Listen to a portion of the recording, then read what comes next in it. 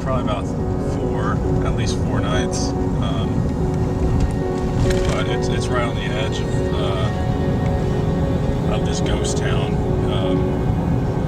You have to drive up into the mountains a little bit to get there, but just that whole area, and there's a train that comes in the afternoon, and it's just kind of like an old mining town. I started in photography my first semester at college up here. The workload was pretty minimal, and so I had a lot of time, and my roommate at the time, he studied photography in high school and knew a little bit about it, and kind of encouraged me to get a camera. I started getting well known when I started shooting portraits. I asked a couple people on Model Mayhem, and at that time MySpace was the social network, and I guess they credited me, and that was enough to get my name out there. And when people found out that it was free, they came as like a flock, I guess. I like to use Instagram because of the community. There's just a lot of really creative people. It's an easy way to share my iPhone photos. Well, for one, the iPhone, it's something I always have with me, and it can fit in my pocket.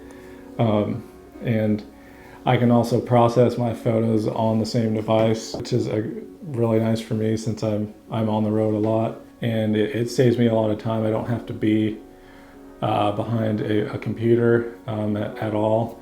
And I would just rather be out shooting. There's a nice sun there.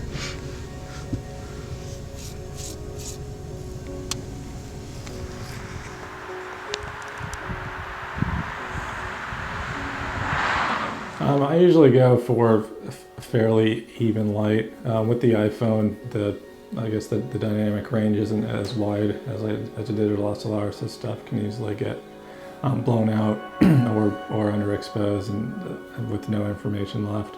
My most favorite lighting is probably fog with some sun in it. It has a really a nice feel to it.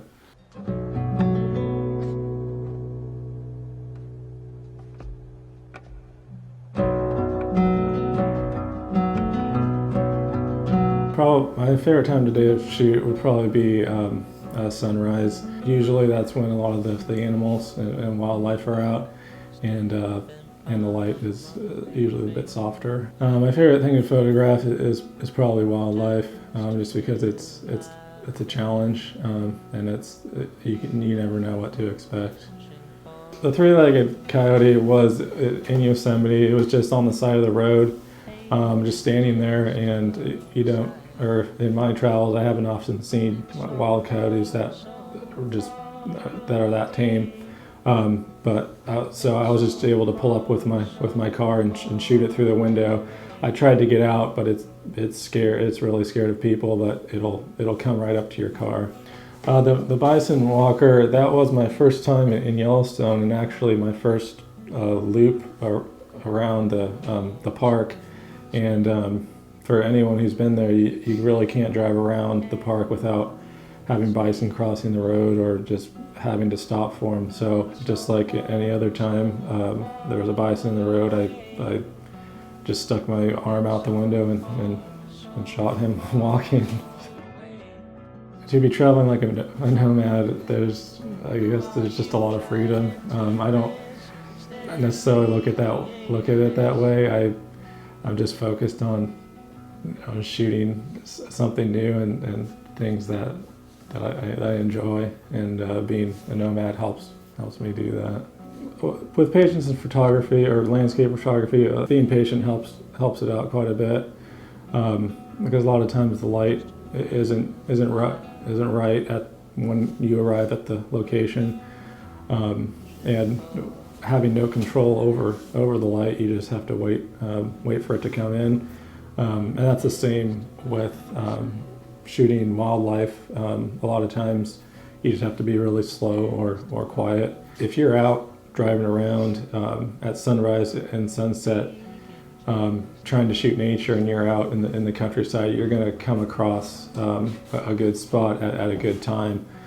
One of my favorite moments was in Rocky Mountain National Park. I was in a meadow and with 4 moose. They kind of formed a semicircle around me. The most dominant bull moose came up to each of the other 3 and kind of did the thing where he puts down his head and tilts his antlers, just I guess to show his dominance, and each of the other moose backed off, and then I was there, so then he came up to me and did the same thing, and I just did what the other moose did. I just backed off, and then the main dominant moose took off, and it was just me and the other three left. And I mean, the cool thing was after that happened, the 3 moose kind of let me get a little closer, like I was kind of part of their group there. A few things that inspires me are seeing the wildlife and just that the